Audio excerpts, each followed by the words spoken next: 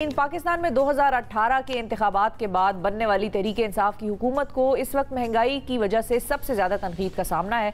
3 सालों में महंगाई आवाम के लिए कड़ा इम्तिहान रही है। कल वज़ीर आज़म इमरान खान ने आवाम के सामने अपनी हुकूमत की 3 साल कारकर्दगी रिपोर्ट पेश की और उन्होंने अपनी हुकूमत की कामयाबियों, नाकामियों और दुश्वारियों का अहाता किया। खिताब में वज़ीर आज़म इमरान खान ने खुद को डेमोक्रेट्स कहने वाले जमहूरी हुकूमत को गिराने के लिए फ़ौज के पीछे पड़े हैं, ये बात भी की।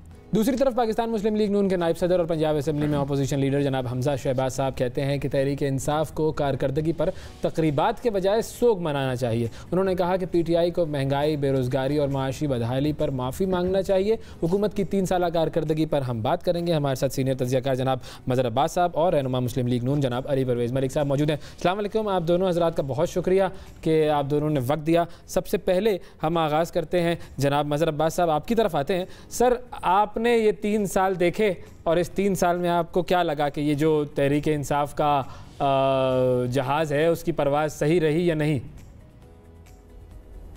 शुक्रिया आप दोनों का। इससे पहले के सेगमेंट में जो आप बात कह रहे थे कि टॉम क्रूज की कि उसके हेलीकॉप्टर अचानक कहीं उतरा, यहाँ हेलीकॉप्टर जो उतरते हैं वो उठाने के लिए उतरते हैं, उतरने के लिए नहीं उतरते। बिल्कुल सही है, ऐसा ही है। सही है, बिल्कुल। और ऐसा होता रहा है। बाकी जहाँ तक देखिए, मैंने 3 साल क्या, मैंने तो बदकिस्मती से या खुशकिस्मती से कहें कि पाकिस्तान की जो सियासी जमातें हैं उनके मुख्तलिफ अदवार देखे हैं और मुझे कोई ख़ास तब्दीली चीज़ों में नहीं नज़र आती। बदकिस्मती से पाकिस्तान में डेमोक्रेसी फ्रेजाइल ही रही है और उसकी बहुत सी वजूहात हैं। उसमें इंटरवेंशंस भी एक वजह है, लेकिन उसमें सियासी जमातों की अपनी कमज़ोरियाँ भी बहुत हैं। जिस तरफ इमरान खान ने इशारा किया, ऐन मुमकिन है, इसमें कोई शक नहीं है कि पाकिस्तान में किसी की हुकूमत गिराने के लिए और अपनी हुकूमत बनाने के लिए इस्टेब्लिशमेंट का ही सहारा लिया जाता है और ऐन मुमकिन है कि ये बातें बिल्कुल दुरुस्त भी हों, लेकिन माजी में भी यही होता रहा है और इमरान खान इसको भी जानते हैं कि माजी में ऐसा होता रहा है। खुद उनके धरने के दौरान जो एक्टिविटीज़ हुई हैं उसका भी वो है। जहाँ तक उनकी 3 साल की कारकर्दगी है, देखिए मिक्स है। अच्छा। इमरान खान ने कहा कि बहुत खुशहाली आई है। मैं सिर्फ उनके अपने शोबे की तरफ ले जाता हूँ जिसके वो एक्सपर्ट रहे हैं और वो है खेलों का शोबा। गेम्स में पाकिस्तान में इस वक्त जितने स्पोर्ट्समैन बेरोजगार हुए हैं इन 3 सालों में, इससे पहले कभी भी नहीं हुए। और उसकी वजह यह है कि इस सारे डिपार्टमेंट्स ने, मुख्तलिफ डिपार्टमेंट ने अपने स्पोर्ट्स डिविजन्स ख़त्म कर दिए हैं। क्योंकि आपने डिपार्टमेंटल क्रिकेट ख़त्म कर दी, आपने डिपार्टमेंटल हॉकी ख़त्म हो गई है। उसकी वजह से इंतहाई लेवल की बेरोज़गारी आई है बहुत से खिलाड़ियों के अंदर और अगर आप कहेंगे तो वो स्टोरीज भी आपको मिल सकती हैं कि वो खिलाड़ी आजकल क्या कर रहे हैं।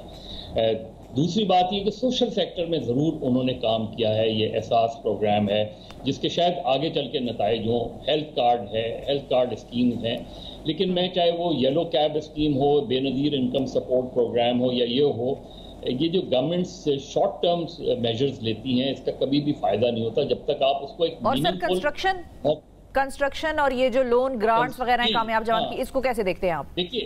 देखिए इसमें जाहिर है इससे कंस्ट्रक्शन में बहुत से इंटरलिंक्ड इंडस्ट्रीज को फ़ायदा हुआ है, लोगों को फ़ायदा हुआ है, रोज़गार मिली है। लेकिन याद रखें कि कंस्ट्रक्शन कंपनी में जो के सेक्टर में बहुत इम्प्रूवमेंट हमें नज़र आती है, लेकिन अगेन जो लोगों को रोज़गार करने का, रोज़गार देने का और बेरोज़गारी का रेशो है, उसको आप उठा के देख लें, आपको अंदाज़ा हो जाएगा कि बेरोज़गारी कितनी बड़ी है और कितने लोगों को रोज़गार मिला है। और रोज़गार भी हमारे यहाँ कैसे मिलता है?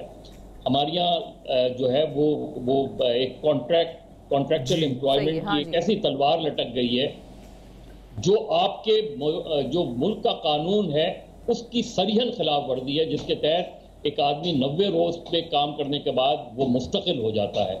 लेकिन यहाँ साल से तो इवन अगर गवर्नमेंट लेवल पे कॉन्ट्रैक्चुअल एम्प्लॉयमेंट को सपोर्ट किया जाता है, उसको इनकरेज किया जाता है, तो ये बजाते खुद उसकी नेगेशन सही है। बिल्कुल सही। हम अली परवेज साहब की तरफ भी जाते हैं सर। हाँ। हम जरा अली परवेज साहब को भी शामिल गुफ्तगू करते हैं। अली परवेज साहब, आप क्या कहेंगे ये जो 3 साल की परफॉर्मेंस कल पेश की गई है और जो इवेंट जो था उसको आप कैसे देख रहे हैं? और ये भी बताइएगा आपकी गवर्नमेंट ने भी कभी इस किस्म के इवेंट्स किए हैं, मतलब परफॉर्मेंस रिव्यू? और आगाज में अगर आप भी हेलीकॉप्टर पर कुछ कहना चाहें तो कह सकते हैं, इजाजत है सर आप? देखें बिल्कुल बिल्कुल आपने ठीक कहा। मैं वो हेलीकॉप्टर वाली बात से आगाज़ करता हूँ और मैं भी दवा गो हूँ कि शिफा ने जिस तरह से वो कॉवेंट्री की फैमिली के साथ उनको मौका मिला कि वो 55 रुपए किलोमीटर के हेलीकॉप्टर के ऊपर सैर करते, मैं ये दुआ करता हूँ जल्द अज जल्द शिफा को भी ये मौका मिले और ये जो हमारे पास आसान सफरी सहूलियात है ना, इनका जो अवेल करने का मौका होता है सिर्फ उस्मान बुजदार साहब और उनके PSO और उनके दोस्तों तक महदूद ना रहे।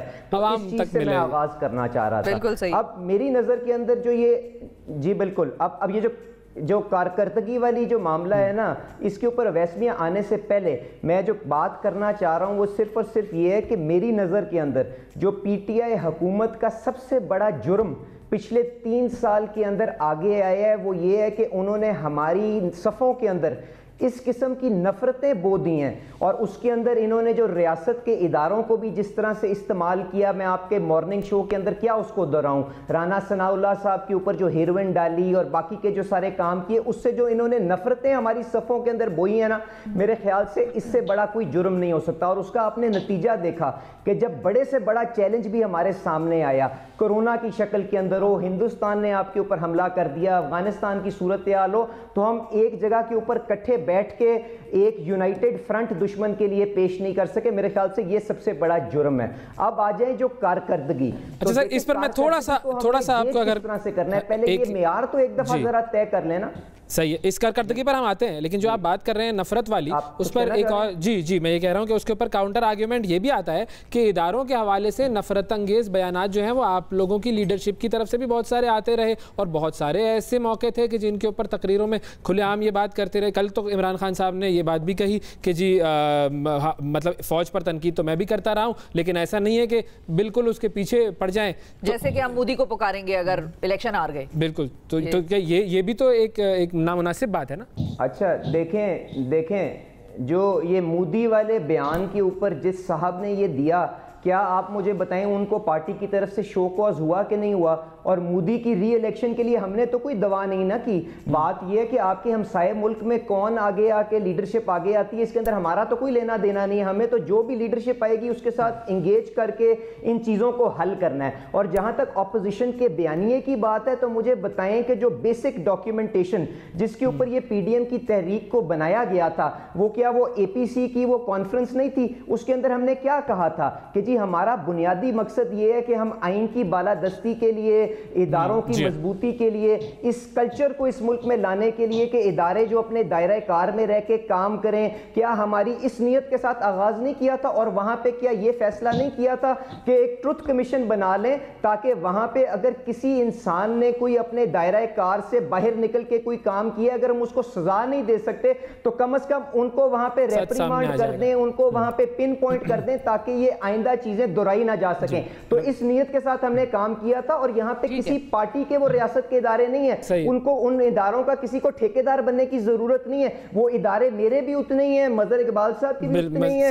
मजहर अब्बास साहब के भी उतने ही है, अवैस साहब की भी उतने हैं, शफा साहब के भी उतने हैं। तो यहाँ पे कोई ठेकेदार और लेकिन उन्होंने वैसे ये बात तो उन्होंने सही की है कि मैंने भी तनकीद की फौज पे। सिर्फ एक सेकंड आपको रोकेंगे, हमारे साथ एक कॉलर है पत्तोकी से। अस्सलाम वालेकुम साजिद शहजाद साहब। साजिद साहब अस्सलाम वालेकुम। वालेकुम सलाम सर, पत्तोकी से बोल रहा हूं साजिद शहजाद। सर आप मुतमईन हैं 3 साल में हुकूमत ने जो किया?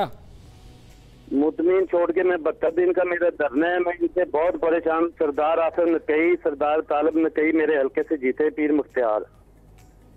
अच्छा। मेरा ख्याल है कोई दिन नहीं है जिस दिन 4-5-10 काले इनको नहीं करता, फोन ही नहीं उठाते। फोन ही नहीं उठाते। सही है, बिल्कुल ठीक है जी। अगले साल उठाएंगे, अगले साल, हाँ अगले साल उठाएंगे मदर साहब, बिल्कुल सही कह रहे हैं। एक और कॉलर से आगाज करते हैं सेगमेंट का। अस्सलाम वालेकुम, इमरान साहब हैं रावलपिंडी से। वालेकुम, क्या हाल है? ठीक ठाक है? हम ठीक ठाक हैं इमरान साहब। एक काम कीजिए, हुकूमत की कारकर्दगी पे कमेंट करने से पहले अपने टीवी का वॉल्यूम बंद कर दें। जी मैं बात कर रहा हूँ। मैंने काइंडली सबसे पहले तो इमरान खान साहब को ये मुबारकबाद देनी है कि अच्छा है बुरा है जो भी है, 3 साल के बाद उन्होंने अवामी राय को एक फेस करने की उनमें जुर्रत है कि सामने आए हैं। तो अच्छा काम किया 3 साल में या नहीं? वो भी जी, आप एक मिनट मेरी बात सुने। वो अच्छा बुरा ये है कि पाकिस्तान में 3-4 किस्म के तबके हैं। अब हम इमरान खान को दोबारा देखना चाहते हैं कि यही हमारे लिए रहें, अच्छे रहें, लेकिन उसके लिए ज़रूरी है कि जो गरीब आवाम है, जो दिहाड़ी तबका है, उसके लिए खसूसी ये दाल, चीनी, आटा, ऑयल, इनके खुदारा इनके लिए जो है ना कुछ सोचें, जो दिहाड़ीदार जो तक। बिल्कुल ठीक है, बिल्कुल सही है, बड़ी इंपॉर्टेंट बात है इमरान साहब, बहुत शुक्रिया आपका। अली परवेज साहब। अच्छा जी अली साहब आपकी तरफ पहले आते हैं, फिर मजहर साहब की तरफ जाएंगे। अली साहब, करंट अकाउंट डेफिसिट 20 बिलियन से 1.8 बिलियन तक आ गया। फॉरेन एक्सचेंज रिजर्व 16.4 बिलियन से 27 बिलियन डॉलर तक चले गए। रेवेन्यू कलेक्शन 3,800 बिलियन से 4,700 बिलियन तक चली गई। जो रेमिटेंसेस थी वो 19.9 बिलियन से 29.4 बिलियन डॉलर तक चले गई। तो ये नंबर्स क्या कह रहे हैं? देखें, आपका बड़ा एक ऑब्जेक्टिव सवाल है, मैं इसका जवाब दे दूंगा, पर मैं गुजारिश जो कर रहा था वो ये है कि देखें, आपको कारकर्दगी भांपने के लिए कोई पहले मेयार तो तय करना पड़ेगा ना।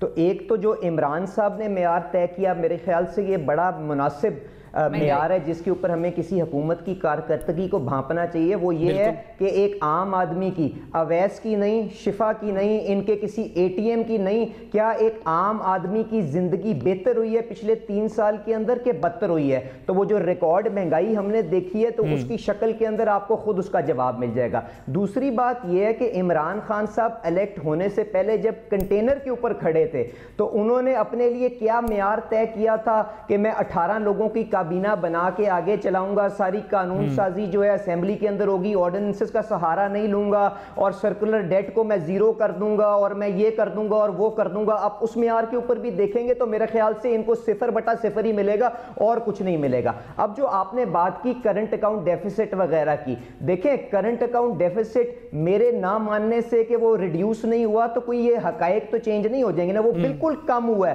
पर आपको जो समझने की जरूरत है वो ये है कि उसके पीछे बुनियादी वजह क्या है, क्योंकि ये तो एक मैथमेटिकल फॉर्मूला है ना, उसके अंदर बुनियादी जो आपको जहां से इंप्रूवमेंट आई है वो रिमिटेंसेस हैं। और रिमिटेंसेस की जो बुनियादी वजह है वो ये है कि दुनिया के अंदर जो आपके लोगों का इंटरनेशनल ट्रेवल है वो खत्म हो गया है और आपकी रिमिटेंसेस 20 बिलियन डॉलर से उठ के 30 बिलियन डॉलर के करीब तकरीबन चली गई हैं। इसके साथ साथ चैनल्स को बंद करने का कोई क्रेडिट नहीं देंगे आप गवर्नमेंट को। जिस तरह से अली साहब जो हुंडी हवाला वाला सिलसिला खत्म हुआ, बिल्कुल है वो तो FATF देखें शिफा, मैं मुझे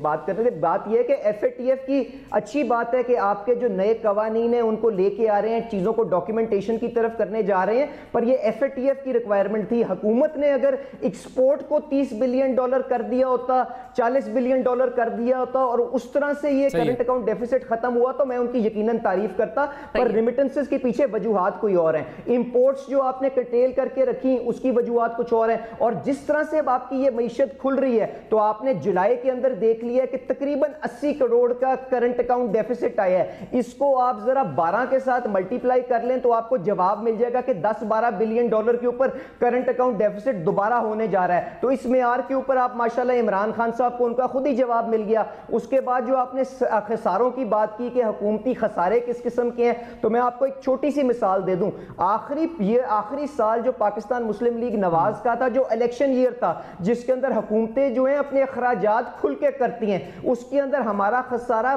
2200 अरब का था। जब इमरान खान ने टीवी पे आके कहा कि लुट गए, बर्बाद हो गए, इनका पिछले 3 सालों के अंदर, मैं किसी एक साल की बात नहीं कर रहा हूं क्योंकि यकीनन कोरोना की वबा भी आई, उसके लिए आपने अच्छे काम भी किए, आपका 3500 अरब के करीब खसारा रहा है, जो पिछली पाकिस्तान मुस्लिम लीग नवाज की हुकूमत से 50% ज्यादा खसारा था। तो इन चीजों का भी जरा आके जवाब दे दें कि टैक्स रेवेन्यू अगर आपका बढ़ गया है रिकॉर्ड महंगाई के बाद, तो उसमें बड़ी बात क्या है, as a percentage of GDP आपका FBR रेवेन्यू जो है कम हुआ है। आज भी जो पाकिस्तान मुस्लिम लीग नवाज के दौर के अंदर 11-12% था, आज भी वो 10% से कम है। तो ये भी आपको उसका जवाब मिल गया। अब आपने कहा कि जो रिकॉर्ड फॉरेन करेंसी के रिजर्व्स रखे हुए हैं, तो आपको आसान उसका हल अवैस मियां ये है कि हम जब गए, हमारा डॉलर का जो कर्जा था वो 95 बिलियन डॉलर का था।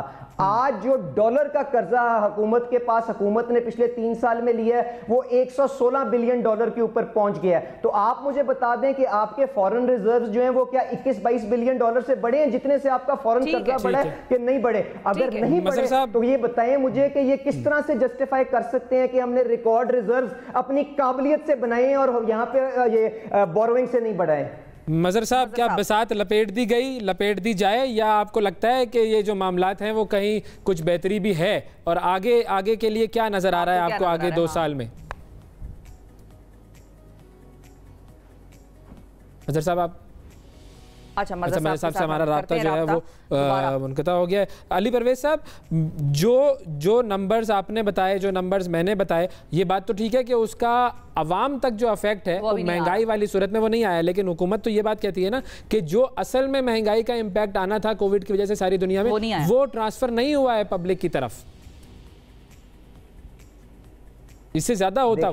हम जो इश्यूज को अगर ओन ही नहीं करेंगे अवैस मियां, तो मुझे बताएं उसको हम करेक्ट किस तरह से करेंगे? जो आपको महंगाई यहां पे नजर आती है उसकी बुनियादी वजह यह है कि इमरान खान साहब जो खुद हमें फलसफा बेचते थे ना कंटेनर के ऊपर खड़े होके, वो उसी को फॉलो नहीं कर रहे। क्या वो ये नहीं कहते थे कि जी हम लोगों की, अमीर आदमी की आमदनी को जाके टैक्स करेंगे? आज वो सारे का सारा जो इन्हिसार है, अगर इनडायरेक्ट टैक्सेशन पे करेंगे, चीजों की कीमतों के अंदर टैक्स को लोड के ऊपर करके करेंगे, पीडीएल को 20-25 रुपए पर लीटर करके करेंगे, और आपने देखा बजट के अंदर 600 अरब का टारगेट रखेंगे। अगर आप गैस की कीमत को महंगा करेंगे, अगर आप बिजली की कीमत को महंगा करेंगे, आप मुझे बताएं आप महंगाई के इस तूफान को किस तरह से रोक देते हैं? आप यही स्ट्रेटजी ऐसी है जो बनाने की जरूरत है। दुनिया के मजहर साहब हमारे साथ हैं, बिल्कुल, लेकिन हमारे पास फिर यहाँ पे फसल हुई है, उसके बावजूद हम कीमत को कम नहीं कर सके, और आज 100 रुपए किलो की चीनी आज भी वहां पे मिल रही है लोगों को। ठीक है, हम किसको बेवकूफ? मजहर साहब से हमारा राब्ता जो है वो जुड़ गया है उनकी। ठीक है, अली परवेज मलिक साहब का शुक्रिया अदा करेंगे, बहुत शुक्रिया। मजहर साहब नाजरीन हमारे साथ मौजूद हैं।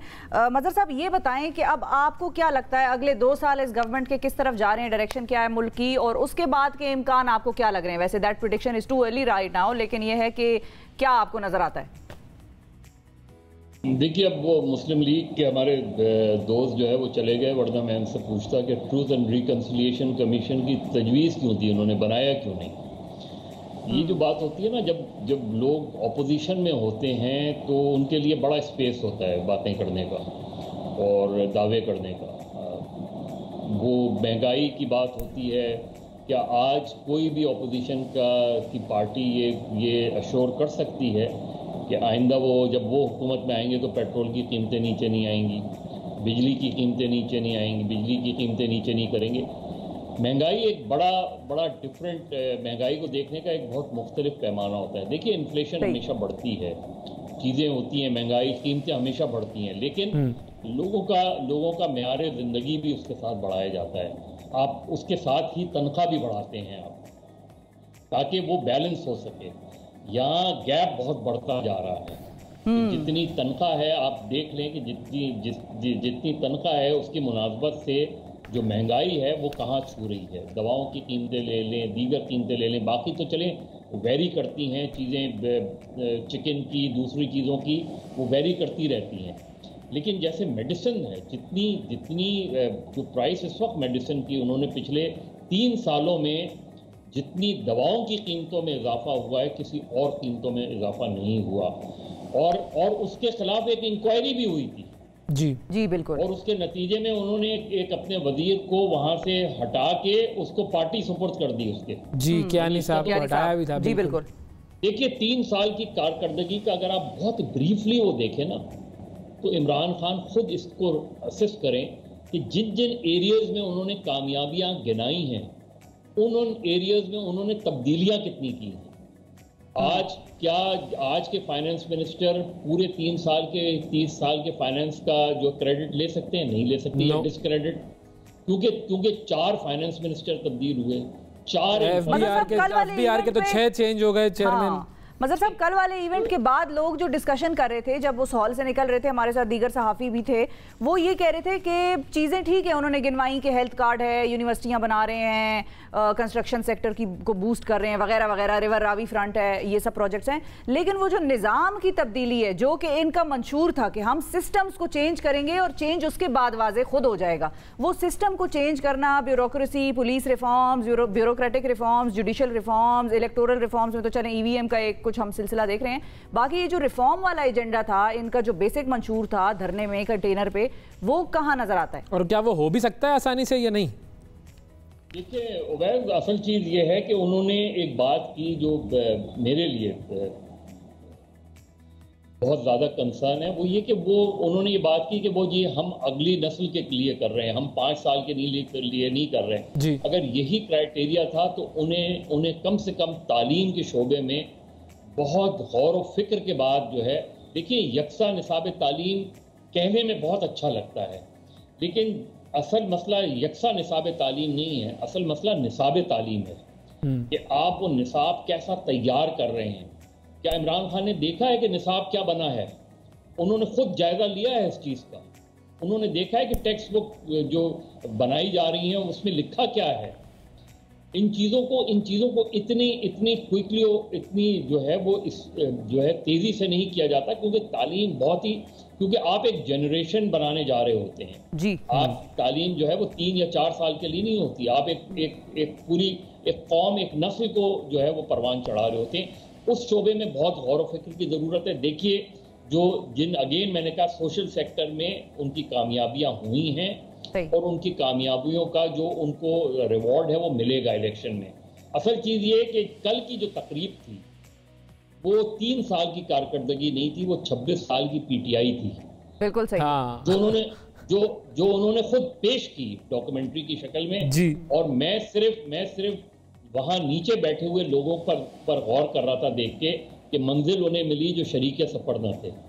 यानी PTI में जो लोग रहे हैं, PTI को जो यहां तक पहुंचाने में जिनका रोल रहा है, उनमें से बेशतर लोग आज PTI का हिस्सा नहीं है और यही PTI के लिए सबसे ज्यादा सोचने का मकाम है। अगले 2 साल कैसे रहेंगे?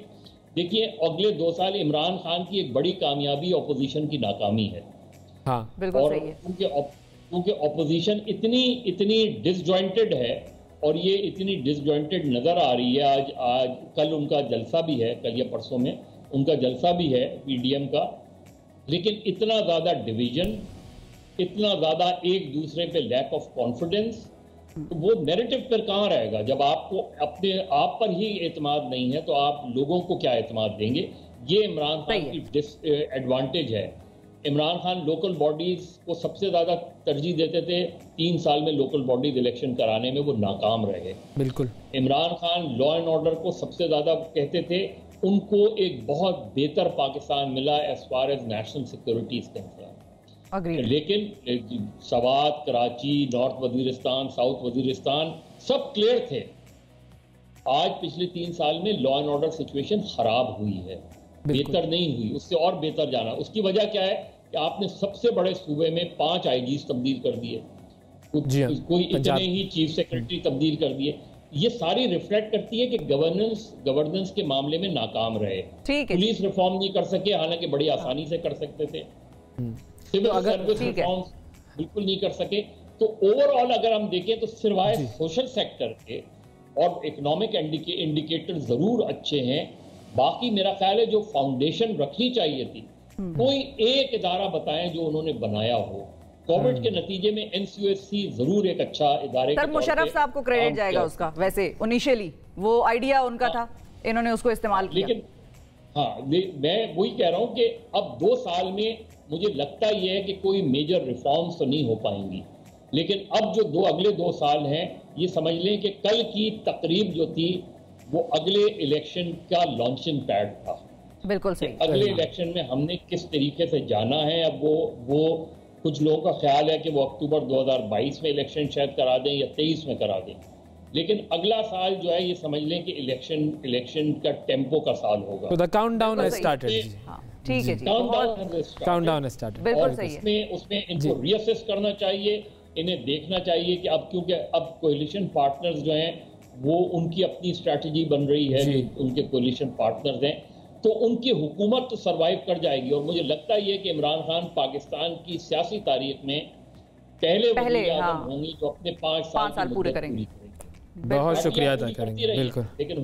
वज़ीर आज़म नहीं, बिल्कुल ऑफिस में चेंज होते रहे हैं, लोग तब्दील होते रहे हैं, तो ये वज़ीर आज़म होंगे जो 5 साल पूरे करेंगे। बहुत शुक्रिया अदा करेंगे मज़हर अब्बास साहब, आपने वक्त निकाला। आप जरा पोल का रिजल्ट भी बता दें। हमने आवाम से भी पूछा था कि भाई क्या सिलसिला है, आप बताइए, आप पाकिस्तान तहरीक इंसाफ की हुकूमत के जो 3 साल हैं उसमें कारकर्दगी से मुतमईन है या नहीं। तो 2 अलग-अलग सोशल मीडिया पर हमने डाले थे पोल्स। फेसबुक के पोल का जरा रिप्लाई दिखाइए, जो क्या रिस्पॉन्स आया है हमारे पास। फेसबुक पर हमने जो सवाल किया, हाँ नहीं और कुछ कुछ, ये हमारा ट्विटर का पोल था, क्योंकि उस पर 3 ऑप्शंस आ रहे हैं। हाँ में थे जी, जो मुतमईन है 44%, ठीक है, गैर मुतमईन है 48% और कुछ कुछ ये दरमियाने दर्जे में आ गए 8% लोग हैं। तो ये ट्विटर के हमारे पोल के नतीजे थे। और उसके अलावा जो फेसबुक वाला जो हमारा पोल था वो भी अगर आ गया है तो वो भी दिखा दीजिए। इसमें जी हाँ और नहीं के ऑप्शंस थे, ये देखिए जी। ठीक है जी, हाँ पे है जी 51% और नहीं पे है 39%। अब खुद समझ लें कि ये किस तरह एज पर है। यहाँ पर ये है, गौरतलब बात ये है कि सोशल मीडिया पीटीआई का स्ट्रॉन्गेस्ट टूल है। मतलब उस पे किसी और पार्टी को आज तक उबूर हासिल नहीं हो सका जो पीटीआई को है। अगर उस पे ये रिजल्ट्स हैं, बिल्कुल बस एज वो कहते हैं ना, वो बिल्कुल नेक टू नेक चल रहे हैं। तो अगर ये हाल है तो फिर तो आंखें खोलने की जरूरत है जी।